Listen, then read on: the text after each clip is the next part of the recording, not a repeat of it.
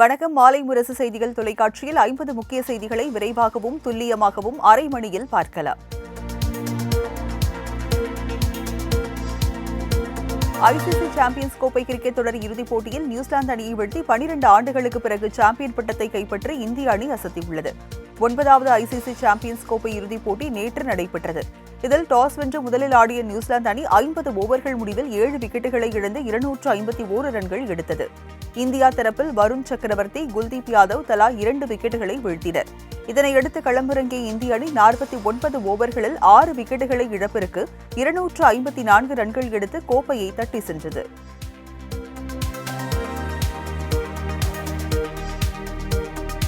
ICC champions கோப்பை cricket தொடரில் India New Zealand அணிகள் மோதிய இறுதிப் போட்டியை சென்னை மெரினா மற்றும் பெசன்ட் நகர் கடற்கரைகளில் கண்டு ரசித்த ரசிகர்கள் இந்தியாவின் வெற்றியை ஆட்டம் பாட்டத்துடன் கொண்டாடி தீர்த்தனர். ஆயிரக்கணக்கான பொதுமக்கள் தங்களது குடும்பத்தினருடனும் நண்பர்களுடனும் குவிந்து போட்டியை கண்டு ரசித்தனர்.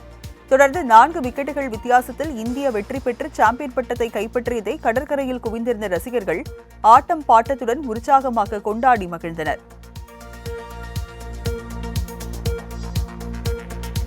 இசைஞானி இளையராஜா லண்டன் ராயல் பிலிம்பேக் இசைக்குழுவுடன் வாலியன்ட் சிம்பனியை அரங்கேற்றினார். 1000 திரைப்படங்களுக்கு மேல் இசையமைத்த இளையராஜா இந்திய நேரப்படி நேற்று நள்ளிரவு 12:30 மணிக்கு லண்டனில் தனது சிம்பனி இசையை காற்றில் மிதக்கவிட்டு ரசிகர்களின் மனங்களில் நுழைந்தார். இதன் மூலமாக சிம்பனி இசையை அரங்கேற்றம் செய்த முதல் இந்தியர் என்ற பெருமையை இளையராஜா பெற்றுள்ளார். சிம்பனி அரங்கேற்றத்தை விவரிக்க வார்த்தைகளே இல்லை என இளையராஜா தெரிவித்துள்ளார். லண்டனில் தனது சிம்பனியை முதலாக அரங்கேற்றிய இசைஞானி இளையராஜா அங்கு நிகழ்ச்சியுடன் பேசினார். அப்போது தனது சிம்பனி அரங்கேற்றத்தை விவரிப்பதற்கு வார்த்தைகளே இல்லை என நெகிழ்ச்சியுடன் கூறினார்.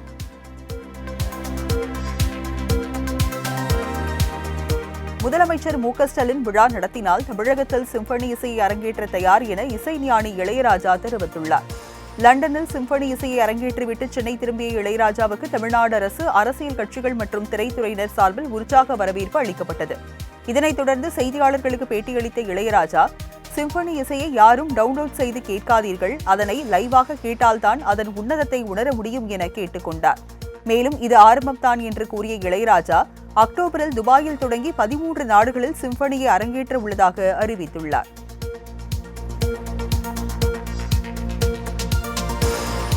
நாடாளுமன்ற பட்ஜெட் கூட்டத்தொடரின் 2ஆம் பகுதி இன்று தொடங்க உள்ளது. கடந்த மாதம் 1ஆம் தேதி நிதியமைச்சர் நிர்மலா சீதாராமன் 2025-26ஆம் ஆண்டுக்கான பட்ஜெட்டை தாக்கல் செய்தார்.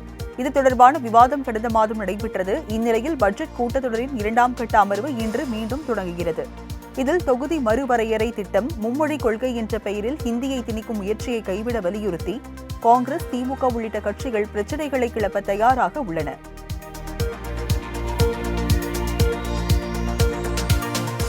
தொகுதி மறுவரையறை என்பது ஒரு கட்சிக்கான பிரச்சினை அல்ல, பல மாநிலங்களின் பிரச்சினை என முதலமைச்சர் மு.க.ஸ்டாலின் தெரிவித்துள்ளார்.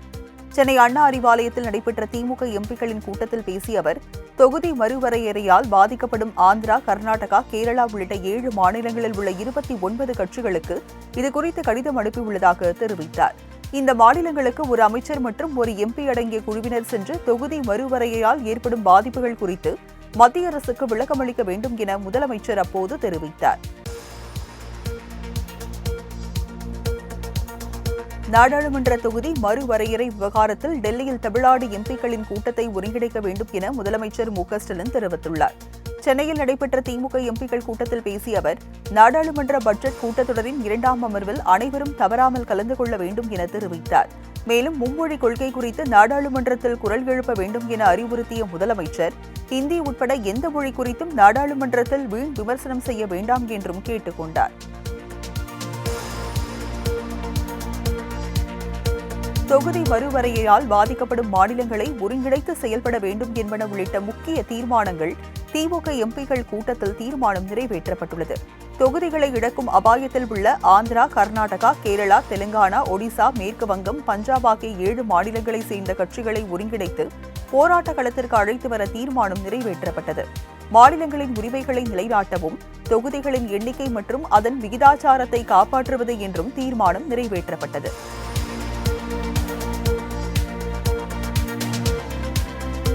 உட்கட்சி விவகாரம் குறித்து பொதுவெளியில் பேசக்கூடாது என முன்னாள் அமைச்சர் ராஜேந்திர பாலாஜிக்கு இபிஎஸ் மறைமுகமாக எச்சரிக்கை விடுத்துள்ளார். 2026 சட்டமன்ற தேர்தலுக்கான பணிகள், பூத் கமிட்டி அமைப்பது உள்ளிட்டவை குறித்து மாவட்ட நிர்வாகிகளுடன் காணொலி வாயிலாக ஆலோசனை மேற்கொண்டார். அப்போது மாஃபா பாண்டியராஜனுக்கு மிரட்டல் விடுத்தது தொடர்பான விஷயத்தை மறைமுகமாக சுட்டிக்காட்டி பேசிய இபிஎஸ், உட்கட்சி விவகாரம் குறித்து பொதுவெளியில் பேசக்கூடாது என கேட்டுக் கொண்டார். மேலும் கூட்டணி குறித்த முடிவை கட்சித் தலைமை எடுக்கும் என்றும், உங்கள் பணிகளை சிறப்பாக செய்யுங்கள் என்றும் நிர்வாகிகளுக்கு அறிவுறுத்தினார்.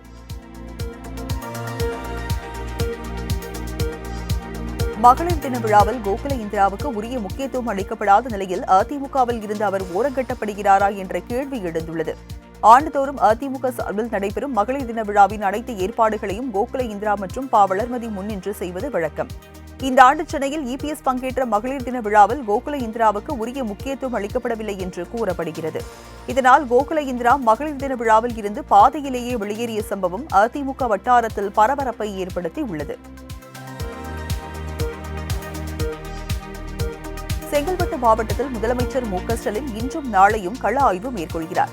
2 நாட்கள் பயணமாக முதலமைச்சர் மு.க.ஸ்டாலின் இன்று காலை 10 மணியளவில் பையனூர் சிப்காட்டில் கோத்ரேஜ் ஆலையை அவர் திறந்து வைக்கிறார். அதன் பின்னர் நெம்மேலி லீலாவதி திருமண மண்டபத்தில் காஞ்சிபுரம் வடக்கு மாவட்ட திமுக நிர்வாகிகள் கூட்டத்தில் பங்கேற்று கட்சியினருடன் கலந்துரையாடுகிறார். அடுத்த ஆண்டு நடைபெறவுள்ள சட்டப்பேரவை தேர்தலில் 200 தொகுதிக்கும் அதிகமான இடங்களில் வெற்றி பெறுவது தொடர்பான வியூகங்கள், ஆலோசனைகளை முதல்வர் ஸ்டாலின் வழங்க உள்ளார்.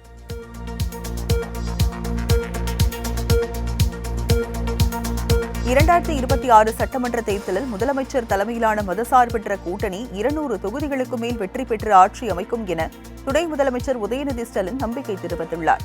சென்னையில் முதலமைச்சர் மு.க.ஸ்டாலின் பிறந்தநாளையொட்டி படகு போட்டி கோலாகலமாக நடைபெற்றது. போட்டிகளை தொடங்கி வைத்து பார்வையிட்ட துணை முதலமைச்சர் வெற்றியாளர்களுக்கு பரிசுகளை வழங்கி வாழ்த்தியதோடு மீனவர்களுக்கான நலத்திட்ட உதவிகளை வழங்கினார்.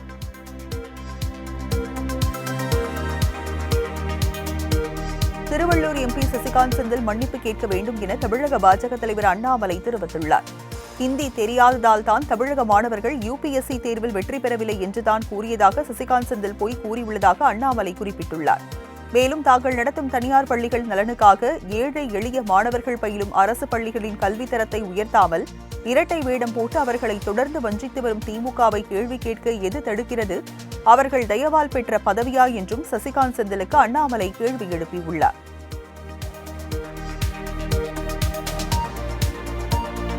ராஜ்யசபா சீட் தொடர்பாக அதிமுகவுடன் மன வருத்தம் எதுவும் கிடையாது என தேமுதிக பொதுச் செயலாளர் பிரேமலதா விஜயகாந்த் தெரிவித்துள்ளார்.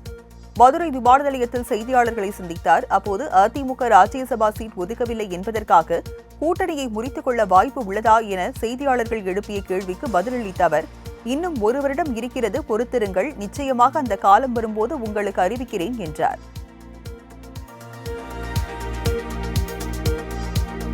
ஐயா வைகுண்டர் அவதார நாளில் மது விலக்கை அமல்படுத்த வேண்டும் என அரசுக்கு விசிக தலைவர் திருமாவளவன் தெரிவித்துள்ளார்.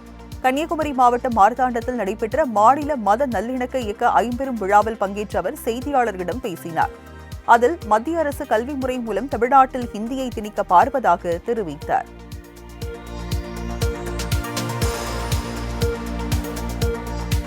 தமிழ்நாட்டில் பெண்கள் தனியாக நடந்து செல்ல முடியாத நிலையில் சட்டம் ஒழுங்கு இருப்பதாக மத்திய இணையமைச்சர் எல். முருகன் தெரிவித்துள்ளார். ஆலந்தூர் சட்டமன்ற தொகுதிக்கு உட்பட்ட நங்கநல்லூரில் பாஜக மண்டல அலுவலகத்தை திறந்து வைத்த பின்னர் செய்தியாளர்களை சந்தித்த அவர், தமிழ் கலாச்சாரத்திற்கு பெருமை சேர்க்கும் கட்சி பாஜக என்றும், வரும் 2026 தேர்தலில் தமிழகத்தில் பாஜக கூட்டணி ஆட்சி அமைய வேண்டும் என்றும் தெரிவித்தார்.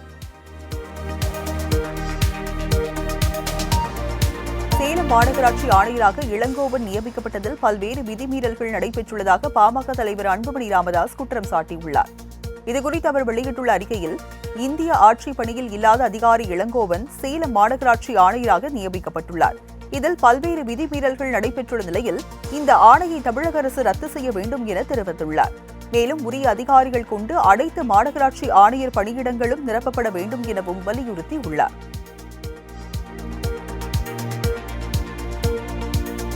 தமிழக பாடத்திட்டங்களில் தியானம், யோகாவை சேர்க்க வேண்டும் என பாஜக மூத்த தலைவர் தமிழிசை சவுந்தரராஜன் வலியுறுத்தியுள்ளார்.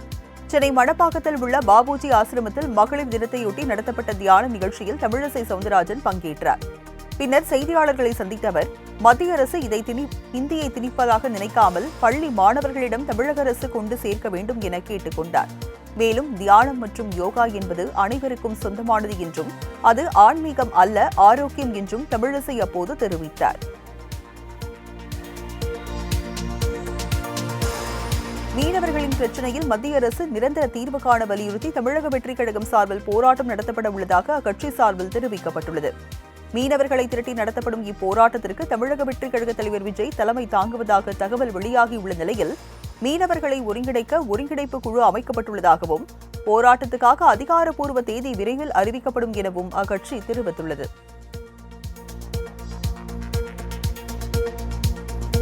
கன்னியாகுமரி, நெல்லை, தென்காசி, தூத்துக்குடி ஆகிய 4 மாவட்டங்களில் நாளை மிக கனமழைக்கு வாய்ப்புள்ளதாக சென்னை வானிலை ஆய்வு மையம் தெரிவித்துள்ளது. பூமத்திய ரேகையை ஒட்டிய வடகிழக்கு இந்திய பெருங்கடல் மற்றும் அதனை ஒட்டிய தென்கிழக்கு வங்கக்கடல் பகுதிகளின் மேல் ஒரு வளிமண்டல மேலடுக்கு சுழற்சி நிலவுகிறது. இதன் காரணமாக நாளை விருதுநகர், சிவகங்கை, மயிலாடுதுறை, தஞ்சாவூர், திருவாரூர், நாகை, புதுக்கோட்டை, ராமநாதபுரம் ஆகிய 8 மாவட்டங்களிலும் காரைக்கால் பகுதிகளிலும் கனமழை பெய்ய வாய்ப்புள்ளதாக தெரிவிக்கப்பட்டுள்ளது.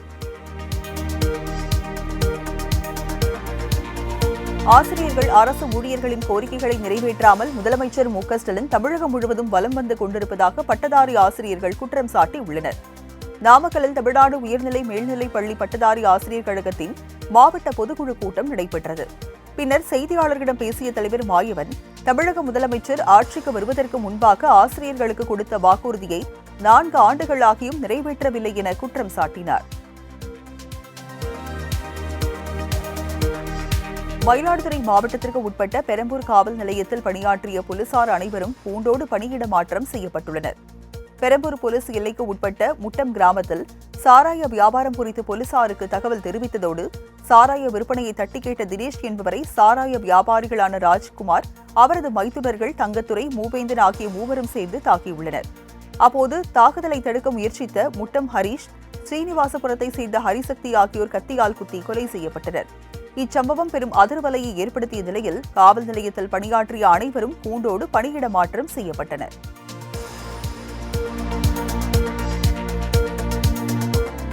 வாகனங்களை கண்காணிப்பதற்காக வழங்கப்பட்ட போக்குவரத்து நவீன வாகனத்தை பணிக்கு பயன்படுத்தாமல் தனியார் சொகுசு விடுதியில் நிறுத்தி வைக்கப்பட்டிருந்த சம்பவம் அதிர்ச்சியை ஏற்படுத்தியுள்ளது.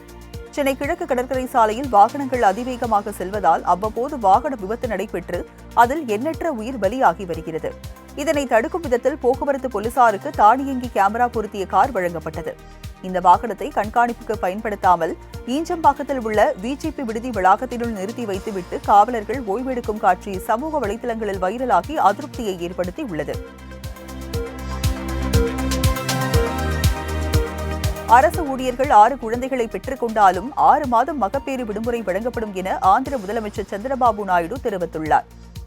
மார்க்கபுரத்தில் நடைபெற்ற சர்வதேச மகளிர் தின விழாவில் கலந்து கொண்டு பேசிய அவர், 2 குழந்தைகளுக்குள் இருந்தால் மட்டுமே அரசு ஊழியர்களுக்கு 6 மாதம் மகப்பேறு விடுமுறை அளிக்கப்பட்டதாகவும், இதனை மாற்றி 3 அல்ல 4 அல்ல 6 குழந்தைகளை பெற்றுக் கொண்டாலும் மகப்பேறு விடுமுறை 6 மாதம் வழங்கப்படும் என்று அறிவித்தார். இதனால் ஆந்திராவில் பெண் அரசு ஊழியர்கள் மகிழ்ச்சியடைந்துள்ளனர். தென்காசி மாவட்டத்திற்கு நாளை கனமழைக்கான ஆரஞ்ச் அலர்ட் எச்சரிக்கை விடுக்கப்பட்டுள்ளதால் மக்கள் பாதுகாப்பாக இருக்க அறிவுறுத்தப்பட்டுள்ளது. இதுகுறித்து தென்காசி மாவட்ட ஆட்சியர் கமல் கிஷோர் வெளியிட்டுள்ள செய்திக்குறிப்பில், தாழ்வான பகுதியில் வசித்து வரும் பொதுமக்கள் பாதுகாப்பான இடங்களில் தங்கவும், கனமழை பெய்யும் நேரங்களில் மரங்கள், உலோக கட்டிடங்கள் உள்ளிட்டவைகளுக்கு கீழ் நிற்பதை தவிர்க்க வேண்டும் எனவும் கேட்டுக் கொண்டுள்ளார். கால்நடைகளை பாதுகாப்பான இடத்தில் கட்டி வைக்கவும் அவர் அறிவுறுத்தியுள்ளார். பொதுமக்களுக்கு ஏதேனும் உதவிகள் தேவைப்பட்டால் 1077 என்கின்ற இலவச எண்ணை தொடர்பு கொள்ளவும் ஆட்சியரின் செய்திக்குறிப்பில் தெரிவிக்கப்பட்டுள்ளது.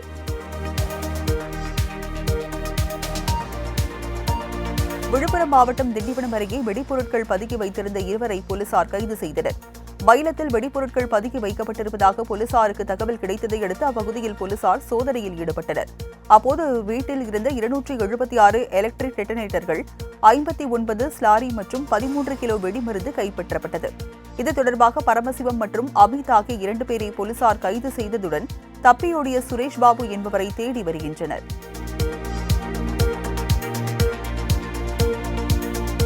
திருச்சி அரியமங்கலத்தில் குடோனில் பதுக்கி வைக்கப்பட்டிருந்த 421 கிலோ குட்கா பொருட்களை பறிமுதல் செய்த போலீசார் ஒருவரை கைது செய்து சிறையில் அடைத்தனர்.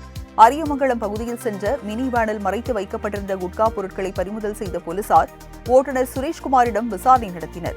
அவர் அளித்த தகவலின் பேரில் அப்பகுதியில் இருந்த குடோனை சோதனை செய்தபோது அங்கு வைக்கப்பட்டிருந்த 421 கிலோ போதைப் பொருட்களை கைப்பற்றிய போலீசார் உரிமையாளர் இளையராஜா என்பவரை தேடி வருகின்றனர்.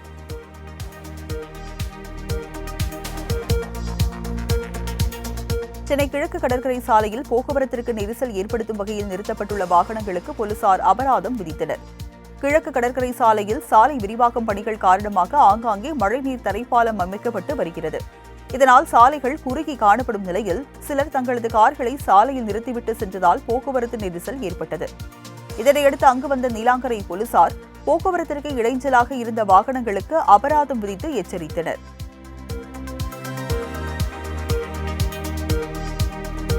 தென்காசி மாவட்டம் சங்கரன் கோவிலில் இந்து சமய அறநிலையத்துறை சார்பில் நடத்தப்பட்ட இலவச திருமண நிகழ்ச்சியில் விருந்தினர்கள் அமர உடைந்த நாற்காலிகள் வைக்கப்பட்டது முகசுழிப்பை ஏற்படுத்தியது. சங்கரன் கோவில் சங்கர நாராயண சுவாமி கோவிலில் குருவிக்குளத்தை சேர்ந்த முருகன் மற்றும் காவிரி ஆகியோருக்கு இலவச திருமணம் நடைபெற்றது. அப்போது கோயில் நிர்வாகம் சார்பில் வைக்கப்பட்டிருந்த நாற்காலிகள் அனைத்தும் உடைந்த நிலையில் இருந்துள்ளன. பின்னர் நாற்காலிகளை மாற்றும்படி எம்எல்ஏ கூறியதைத் தொடர்ந்து கோயில் நிர்வாகத்தினர் நாற்காலிகளை அப்புறப்படுத்தினர். கோடைக்கால வெப்பத்தை தணிக்கும் வகையில் சென்னையில் 14 இடங்களில் பசுமை பந்தல் அமைக்கப்பட்டுள்ளது. கோடைக்காலம் தொடங்க உள்ள நிலையில் வாகன ஓட்டிகளின் நலனை கருத்தில் கொண்டு சென்னை மாநகராட்சி சார்பில் பசுமை பந்தல் அமைக்கப்பட்டு வருகிறது. முதற்கட்டமாக அண்ணாநகர், அடையாறு, வேப்பேரி உள்ளிட்ட 14 இடங்களில் 6 மீட்டர் நீளம் மற்றும் 5.5 மீட்டர் உயரத்தில் பசுமை பந்தல் அமைக்கப்பட்டுள்ளது. சாலையோர தர்பூசணி கடையை காட்டு யானை சூறையாடியதால் பெரும் பரபரப்பு நிலவியது.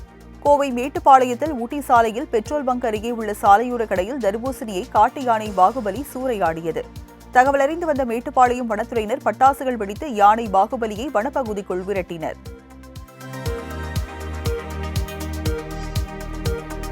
திருவண்ணாமலை வேட்டவலம் புறவழிச்சாலையில் தனியார் பள்ளி மைதானத்தில் நடைபெற்ற மாவட்ட அளவிலான குத்துச்சண்டை போட்டியில் செங்கல்பட்டு மாவட்டம் முதலிடத்தை பெற்று கோப்பையை தட்டி சென்றது. இப்போட்டியில் திருவண்ணாமலை, சென்னை, வேலூர், செங்கல்பட்டு, அரக்கோணம், மயிலாடுதுறை, திருவள்ளூர் உள்ளிட்ட 12 மாவட்டங்களைச் சேர்ந்த அரசு மற்றும் தனியார் பள்ளி வீரர் மற்றும் வீராங்கனைகள் கலந்து கொண்டனர். போட்டியின் முடிவில் செங்கல்பட்டு முதலிடத்தையும், சென்னை 2ஆம் இடத்தையும், அரக்கோணம் 3ஆம் இடத்தையும் தட்டி சென்றது.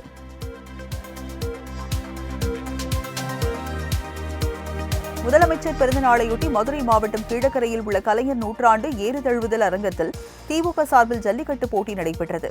முதலமைச்சர் ஸ்டாலின் பிறந்தநாளை முன்னிட்டு மதுரை மாவட்டம் மேற்கு தொகுதி திமுக சார்பில் ஜல்லிக்கட்டு போட்டி நடத்தப்பட்டது. இதனை அமைச்சர் மூர்த்தி, மாவட்ட ஆட்சியர் சங்கீதா மற்றும் சோழவந்தான் எம்எல்ஏ வெங்கடேசன் ஆகியோர் கொடியசைத்து தொடங்கி வைத்தனர். 980 காளைகளும் 600 வீரர்களும் கலந்து கொண்ட இந்த ஜல்லிக்கட்டு போட்டி விறுவிறுப்புடன் நடைபெற்றது. சீரிய காளைகளையும் பாய்ந்து அடக்கிய காளையர்களையும் பார்வையாளர்கள் ஆரவாரத்துடன் கண்டு ரசித்தனர்.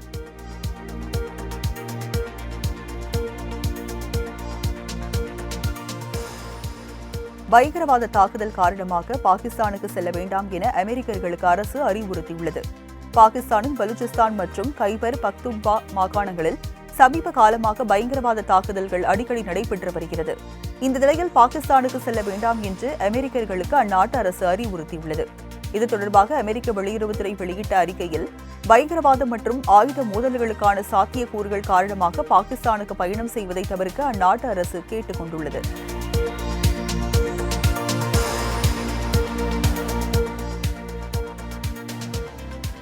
கனடாவின் புதிய பிரதமராகிறார் மார்க் கார்னி. கனடாவின் பிரதமராக இருந்த ஜஸ்டின் ட்ரூடோ கடந்த ஜனவரி 7ஆம் தேதி தனது பதவியை ராஜினாமா செய்தார். இதனைத் தொடர்ந்து லிபரல் கட்சியின் அடுத்த தலைவராகவும் கனடா நாட்டின் 24வது பிரதமராகவும் மார்க் கார்னி தேர்ந்தெடுக்கப்பட்டுள்ளார். லிபரல் கட்சி தலைவரான சஜித் மெஹ்ரா லிபரல் கட்சியின் தலைமை பதவிக்கான போட்டியில் முன்னாள் மத்திய வங்கி தலைவரான மார்க் கார்னியின் வெற்றி பெற்றதாக அறிவித்துள்ளார். லிபரல் கட்சியின் தலைவரான முன்னாள் பிரதமர் ஜஸ்டின் ட்ரூடோவுக்கு பிறகு புதிய பிரதமராகவும் அக்கட்சியின் தலைவராகவும் மார்க் பதவியேற்க இருக்கிறார்.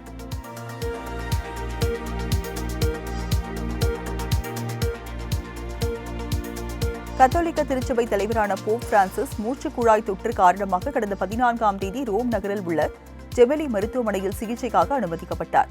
அவருக்கு நுரையீரல் தொற்று, சுவாச குழாய் பாதிப்பு என இரட்டை நிமோனியாவால் பாதிக்கப்பட்டுள்ளதாக மருத்துவமனை தெரிவித்திருந்தது. இதனால் வாட்டிகன் தேவாலயத்தில் போப் பிரான்சிஸ் பங்கேற்க இருந்த நிகழ்ச்சிகள் ரத்து செய்யப்பட்டன. இந்நிலையில் கடந்த 3 வாரமாக சிகிச்சை பெற்று வரும் போப் பிரான்சிஸ் உடல்நிலையில் நல்ல முன்னேற்றம் காணப்படுகிறது என ஜெமெலி மருத்துவமனை நிர்வாகம் தெரிவித்துள்ளது.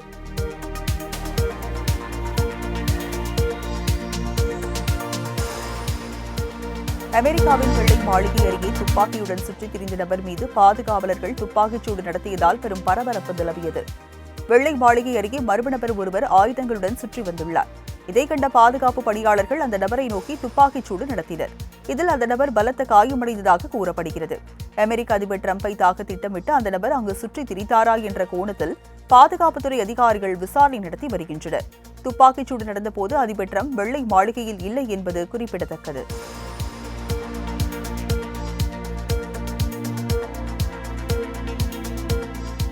பாகிஸ்தானில் உள்ள ஆப்கானிஸ்தான் முகாமில் மேற்கூரை இடிந்து விழுந்து 6 பேர் உயிரிழந்தனர். பாகிஸ்தானின் கராச்சிக்கு உட்பட்ட புறநகர் பகுதியில் ஆப்கானிஸ்தான் மக்களுக்கான முகாம் ஒன்று அமைந்துள்ளது. இந்த நிலையில் முகாமில் இருந்து ஒரு வீட்டின் மேற்கூரை கடந்த சனிக்கிழமை இரவு திடீரென இடிந்து விழுந்துள்ளது. இதில் பெண்கள் மற்றும் குழந்தைகள் உள்பட 6 பேர் உயிரிழந்துள்ள நிலையில் 4 பேர் காயமடைந்துள்ளனர்.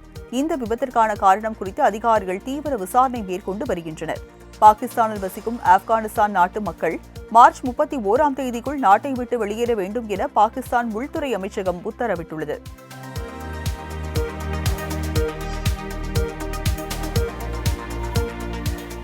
அர்ஜென்டினாவில் கனமழை வெள்ளத்தில் சிக்கி 16 பேர் உயிரிழந்தனர். தென் அர்ஜென்டினாவின் பியூனஸ் அயர்ஸ் மாகாணம் பாஹியா பிளாக்னா நகரில் கடந்த வெள்ளிக்கிழமை முதல் கனமழை பெய்து வருவதால் ஆறுகளில் வெள்ளப்பெருக்கு ஏற்பட்டுள்ளது. இதனால் நகரின் பல்வேறு பகுதிகளில் வெள்ளம் சூழ்ந்து ஆயிரக்கணக்கான மக்கள் பாதுகாப்பான இடங்களுக்கு வெளியேற்றப்பட்டுள்ளனர். இதனிடையே கனமழை வெள்ளத்தில் சிக்கி உயிரிழந்தோர் எண்ணிக்கை 16ஆக அதிகரித்துள்ளது. மேலும் பலர் படுகாயமடைந்துள்ளனர். அதேவேளை வெள்ளத்தில் சிக்கி பலர் மாயமாகினர். கனமழை தற்போது நின்றுள்ள நிலையில் மீட்புப் பணிகள் முழு வீச்சில் நடைபெற்று வருகிறது. இந்தியன் வெல்ஸ் ஓபன் தொடரில் முதல் சுற்றில் சபலெங்கா, கோகோ கர்வ் வெற்றி பெற்றனர். இந்தியன் வெல்ஸ் ஓபன் தொடர் அமெரிக்காவின் கலிபோர்னியாவில் நடந்து வருகிறது. இதில் பெண்கள் ஒற்றையர் பிரிவு முதல் சுற்று போட்டிகள் நடந்து வருகின்றன. இதில் முன்னணி வீரர் வீராங்கனைகள் பங்கேற்றுள்ளனர். இதில் பெலாரஸ் வீராங்கனையான சபலெங்கா அமெரிக்காவின் கெசர் உடன் மோதினார். இதில் சபலெங்கா 7-6, 7-4, 6-3 என்ற செட் கணக்கில் வென்று அடுத்த சுற்றுக்கு முன்னேறினார். மற்றொரு போட்டியில் அமெரிக்காவின் கோகோ கர்வ் ஜப்பான் வீராங்கனை மோயுகாவை வீழ்த்தி அடுத்த சுற்றுக்கு முன்னேறினார்.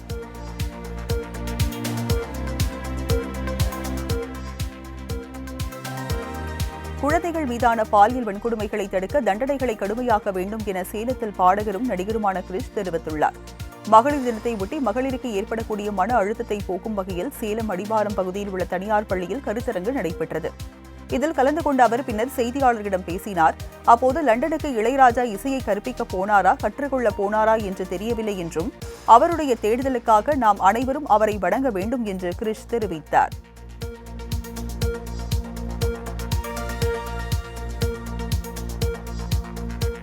இருபத்தி 5வது திருமண நாளையொட்டி நடிகர் சுந்தர் சி மற்றும் குஷ்பு தம்பதியர் பழனி முருகன் கோவில் குடும்பத்துடன் சாமி தரிசனம் செய்தனர். நடிகரும் இயக்குநருமான சுந்தர் சி தனது திருமண நாளையொட்டி பழனி முருகன் கோவிலுக்கு வருகை தந்தார். அப்போது முடிக்காணிக்கை செலுத்தியதைத் தொடர்ந்து சுந்தர் சியின் குடும்பத்தினர் சாமி தரிசனம் செய்தனர். பின்னர் அவர் சார்பில் பக்தர்களுக்கு அன்னதானம் வழங்க நன்கொடை வழங்கப்பட்டது. பழனி கோயிலில் சுந்தர் சி மற்றும் நடிகை குஷ்புவை பார்த்த ரசிகர்கள் அவர்களுடன் செல்ஃபி எடுத்துக் கொண்டனர்.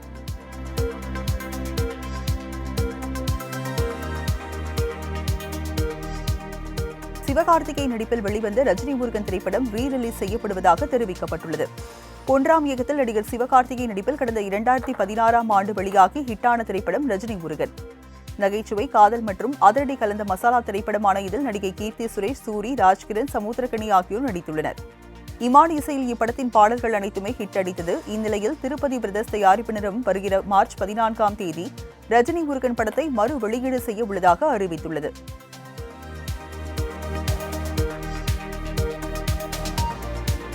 அஸ்வத் மாரிமுத்து இயக்கத்தில் பிரதீப் ரங்கநாதன் நடிப்பில் வெளியான டிராகன் திரைப்படம் வரும் 14ஆம் தேதி ஹிந்தியில் வெளியாகிறது. கடந்த 21ஆம் தேதி தமிழ் மற்றும் தெலுங்கில் வெளியான டிராகன் திரைப்படம் 100 கோடி ரூபாய்க்கு மேல் வசூல் செய்து சாதனை படைத்தது. இந்நிலையில் இப்படம் ஹிந்தியிலும் வசூலை குவிக்க தயாராகியுள்ளது. அதன்படி வரும் 14ஆம் தேதி ஹிந்தி மொழியில் வெளியாக உள்ள இந்த திரைப்படத்திற்கு ரசிகர்கள் இடையே மிகுந்த எதிர்பார்ப்பு எழுந்துள்ளது.